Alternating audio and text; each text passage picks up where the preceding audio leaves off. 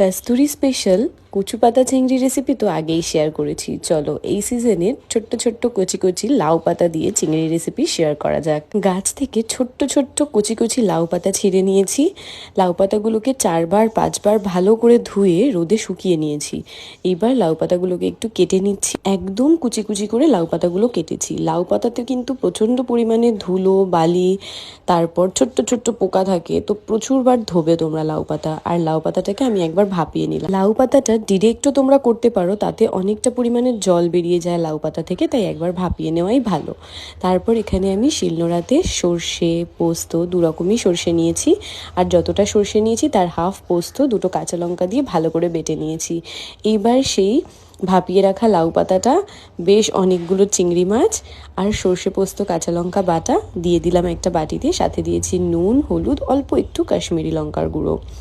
পরে মনে হয়েছে লাউ পাতা আরও একটু হলে ভালো হতো, যাই হোক। আর সাথে দিয়ে দিলাম কয়েক টুকরো কাঁচা লঙ্কা আর বেশ অনেকখানি সর্ষের তেল। এইবার খুব ভালো করে লাউ পাতার সাথে চিংড়ি মাছের সাথে মশলাগুলোকে হাত দিয়ে মেখে নেব।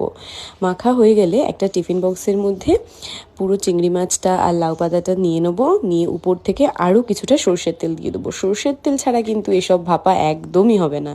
এইবার স্টিমে বসিয়ে দেবো 15 মিনিটের জন্য। একটা কড়াইয়ে স্ট্যান্ড বসিয়ে তারপর আমি টিফিন বক্সটা দিয়ে ঢাকা দিয়ে দিচ্ছি। 15 মিনিটেই খুব ভালো করে হয়ে যাবে। এই ভাপা বা পাতুরি এইরকম ধরনের রেসিপিগুলো হলে আমার আর সাথে অন্য কিচ্ছু লাগে না। গরম ভাতের সাথে জাস্ট এগুলোই জমে যায়। দেখো কত সুন্দর রঙটা এসছে, আর চিংড়ি মাছগুলোও খুব ভালো করে সেদ্ধ হয়ে গেছিলো। এই রেসিপিটা দেখেই লাউ পাতা জোগাড় করে বানিয়ে ফেলো। এই রেসিপিটা একদম মিস করো না কিন্তু। এই সিজনে খুব ভালো কচি কচি লাউ পাতা পাওয়া যায়।